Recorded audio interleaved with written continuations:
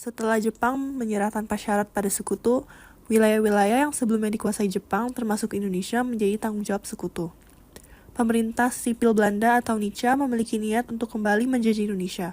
Setelah kemerdekaan Indonesia, Indonesia dan Belanda ingin mengakhiri konflik dan mencari solusi diplomatis untuk menyelesaikan sengketa terkait kedaulatan Indonesia, maka dibentuknya Perjanjian Linggarjati. Pada 25 Maret 1947, Perjanjian Linggarjati ditandatangani dan menyebutkan bahwa wilayah Republik Indonesia hanya mencakup Jawa, Sumatera, dan juga Madura. Wilayah-wilayah lain, termasuk Bali, tidak termasuk dalam perjanjian tersebut, sehingga menjadi sasaran bagi Belanda untuk mengambil alih kekuasaan.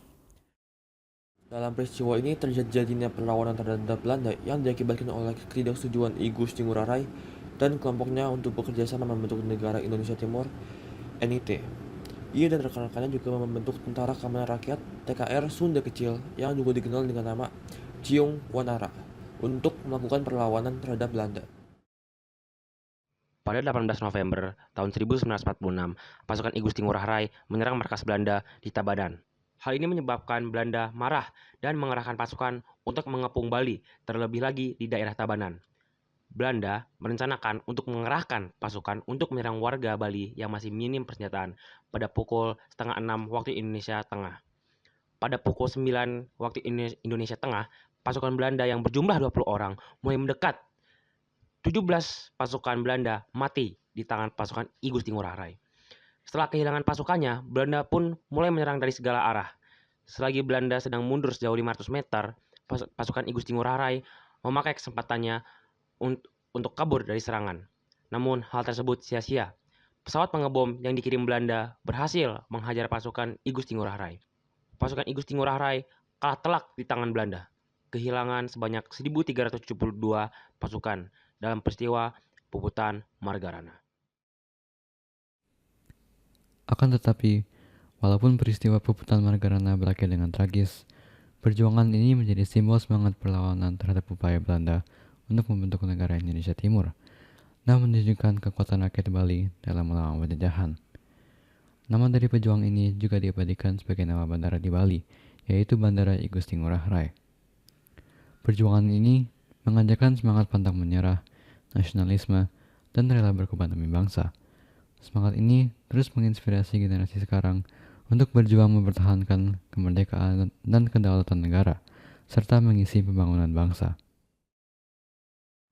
Dari proses perjuangan bangsa Indonesia dari dulu hingga sekarang, kita sebagai penerus anak bangsa Indonesia harus bisa mempertahankan dan menguatkan semangat persatuan dan kesatuan yang telah dibangun oleh pahlawan-pahlawan zaman itu.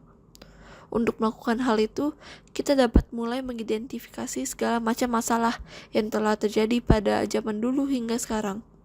Ada satu konflik yang baru terjadi belakangan ini, yang merupakan konflik yang terjadi di Nusa Penida, Bali, dikarenakan ada sengketa tanah karena ada rencana untuk membangun beach club di pantai Sental Kangin di Bali, yang dimana tanah atau lahan tersebut hanya diperuntukkan untuk kepentingan desa adat menurut kesepakatan warga sekitar. Kronologi dari terjadinya konflik ini adalah karena kelompok Kasepekang mendirikan beach club. Tetapi lahan tersebut akan disertifikatkan oleh pihak adat untuk kepentingan desa adat. Maka dari itu, ada perseteruan antar dua kelompok yang memuncak pada Kamis 30 Maret 2025. Karena terlanjur terbawa emosi dan kesalahpahaman yang terjadi. Akibatnya, warga Kanorayang dan warga Banjar Adat Sental Kangin dibuat menjadi dingin kepada satu sama lain dan menimbulkan perpecahan. Masalah ini akhirnya dibawa ke Forum Koordinasi Pimpinan Daerah untuk membahas konflik ini. Hasil dari rapat yang digelar bahwa ada 7 kakak yang terkena sanksi adat Kasepekang. Kasus di atas ini bisa diatasi dengan harap tenang terlebih dahulu dan mengendalikan emosi. Lalu, pentingnya untuk mendengarkan semua pendapat dari pihak-pihak yang bersangkutan atau juga bisa disebut sebagai musyawarah. Dengan ini kita bisa memahami akar dari permasalahan yang sebenarnya. Dengan adanya musyawarah, terutama antara pihak Kanorayang dan Kasepekang, diharuskan untuk mencapai kesepakatan bersama agar konflik ini dapat diselesaikan dengan cepat, baik, dan tanpa adanya kerusuhan.